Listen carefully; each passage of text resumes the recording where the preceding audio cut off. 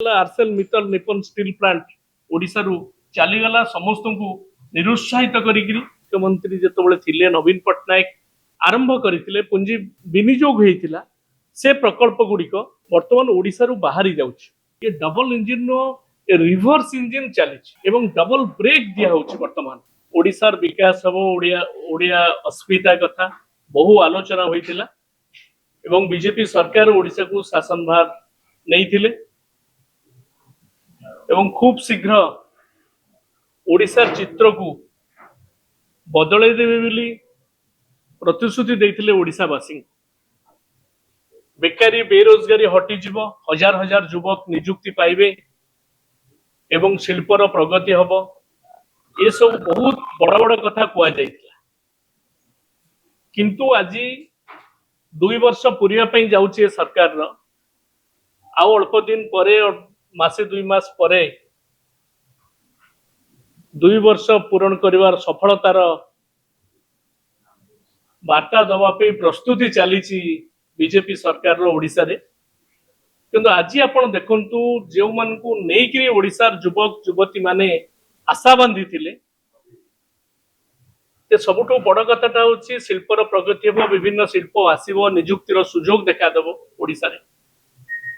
वर्तमान से निजुक्तिर सुजोग कोन आसीबो, सबो प्रकल्प गुड़िक वर्तमान बंद होवा पई जाउछि किंबा जो प्रकल्प गुड़िक विगत सरकार रे माननीय मुख्यमंत्री जेतबेले थिले नवीन पट्टनायक आरंभ करथिले पुंजी विनियोग होइतिला से प्रकल्प गुड़िक वर्तमान ओडिशा रु बाहरी जाउछि। काली तार गोटे ज्वलंत उदाहरण आपण मानकु देबी, बड़ दुखर सहित कहबी जे केन्द्रापड़ार महाकालपड़ा रे आर्सेल मित्तल निप्पन स्टील प्लांट हवा पई निष्पत्ति केवल है नथिला, कार्यक्रम मध्य आगे थिला।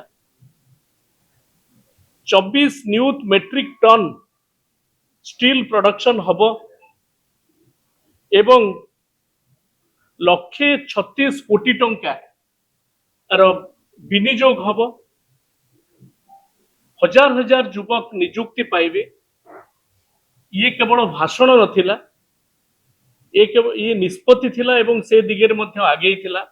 लैंड एक्विजिशन कार्य मध्य बहुत किछि आगे थिला। सेठी की रास्ता केमती हबो, 150 कोटी रु अधिक टंका मार्साघाई जम्बू रास्ता मध्य सरी जाइथिला। निर्वाचन जस्ट अवधि पूर्व सेठी की ट्रेन लाइन कनेक्शन केमती हबो तार व्यवस्था आइथिला एवं कैप्टिव पोर्ट केमती ताकू रहिबो ता सहित मध्य रिवराइन पोर्ट हबार ता भीतर मध्य व्यवस्था थिला। ये व्यवस्था आमे आशा करितलु ए सरकार बदली गला सिना, किंतु ए कार्यक्रम आगे जीवो ए संपर्क रे बार बार आमे मध्य प्रश्न करितलु, कारण हम मन रे मध्य संदेह जागी थिला जे प्लांट आउ कोठी की पळौनी तो, कारण आंध्र प्रदेश रे एई प्लांटटा जाई Arcelor Mittal Nippon steel plant Andhra रे हबो बिली गणमाध्यम रे प्रचारित थिला एवं से संपर्क रे कार्यक्रम मध्य बहुत आगेला।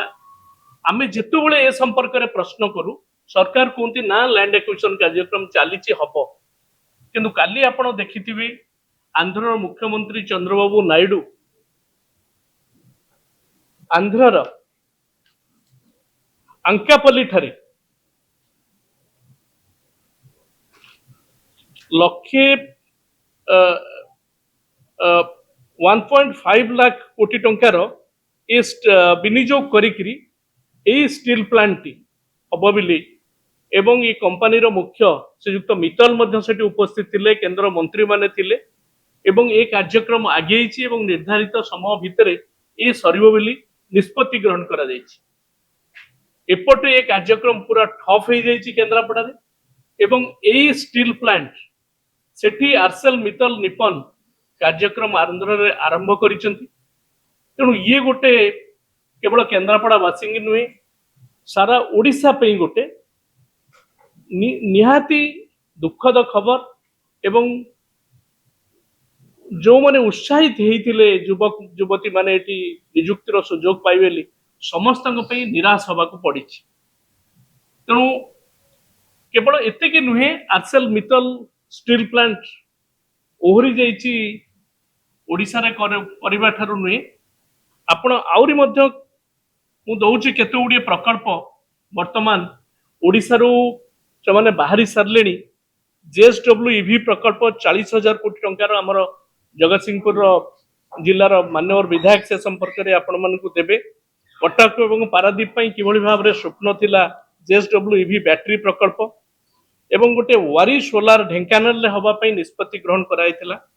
25,000 କୋଟି ଟଙ୍କାର ସୋଲାର ୟୁନିଟ୍ ମଧ୍ୟ ଆନ୍ଧ୍ରପ୍ରଦେଶକୁ ଚାଲିଗଲା।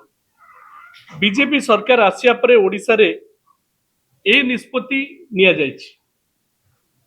ଏବଂ ସବୁଠୁ ଆଉ ଗୋଟେ ଗୁରୁତ୍ୱପୂର୍ଣ୍ଣ ପ୍ରସଙ୍ଗ ଯାହା ସହିତ ଓଡ଼ିଶାର ଅସ୍ମିତା ଅଛି, ଓଡ଼ିଶା ଲୋକଙ୍କର ଭାବାବେଗ ଅଛି। ଚୌଦ୍ୱାର ଯୋଉ ଟେକ୍ସଟାଇଲ ମିଲ୍ ସେଠି ୱେଲସ୍ପନ୍ ନିଷ୍ପତ୍ତି ନେଇଥିଲା ଯେ 3,000 କୋଟି ଟଙ୍କାର ଟେକ୍ସଟାଇଲ ପ୍ରକଳ୍ପ କରିବା ପାଇଁ, ଯେଉଁଥିରେ 20,000ରୁ ଅଧିକା ଓଡ଼ିଆ ମା ଭଉଣୀ ଚାକିରି ପାଇଥାନ୍ତି। ତାହା ଚଳିତ ଫେବୃଆରୀ ମାସରେ ଓଡ଼ିଶାରୁ ଓହରି ଯାଇଛି। ସରକାରଙ୍କ ଅସହଯୋଗ ଦିଗହୀନ ନୀତି ଯୋଗୁଁ ଆଜି ଓଡ଼ିଶାର ଶିଳ୍ପାୟନ ସ୍ଥାଣୁ ହୋଇଯାଇଛି। ଏବଂ ଆଉ ଗୋଟେ ହାଇଟେକ୍ ଶିଳ୍ପ S Ram and N Ram ଓଡ଼ିଶାକୁ ଆଗକୁ ନେବା ପାଇଁ ଆସିଥିବା ସେମି କଣ୍ଡକ୍ଟର ପ୍ରକଳ୍ପ ମଧ୍ୟ ଏବେ ତାମିଲନାଡୁକୁ ସ୍ଥାନାନ୍ତର ହୋଇଛି। ଗୋଟିଏ ପରେ ଗୋଟିଏ ପ୍ରକଳ୍ପ ଓଡ଼ିଶା ହରାଉଛି। ଆଉ ବିଜେପି ନେତାମାନେ ଏ ସରକାର କେବଳ ଉତ୍ସବ ମନେଇବାରେ ବ୍ୟସ୍ତ ଅଛନ୍ତି। ଇଏ ଅସ୍ମିତା ନା ଅପାରଗତା? ଆଜି ଡବଲ ଇଞ୍ଜିନ ର କଥା କହୁଥିଲେ ସରକାର, ଡବଲ ଇଞ୍ଜିନରେ ଡବଲ ସ୍ପିଡରେ ଚାଲିବ। ଇଏ ଡବଲ ଇଞ୍ଜିନ ନା ଶିଳ୍ପ କ୍ଷେତ୍ରରେ ଡବଲ ବ୍ରେକ୍ ଦିଆହଉଛି?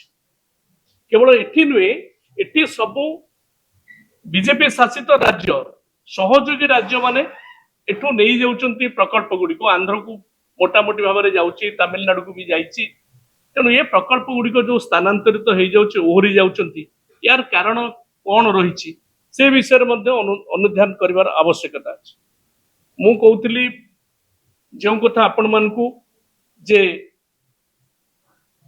ଡବଲ ଇଞ୍ଜିନ ସରକାର ଆସିଲେ ଡବଲ ସ୍ପିଡରେ ସବୁ କାମ ଚାଲିବ। କଣ କଣ ଚାଲିଛି, ଧାନ ବସ୍ତା କେମିତି ଚାଷୀ ଭାଇ ମାନେ ମୁଣ୍ଡେଇକିରି ହଇରାଣ ହରକତ ହଉଛନ୍ତି ସେ ଦିଗକୁ ମୁଁ ଆଜି ଚାହୁଁନି।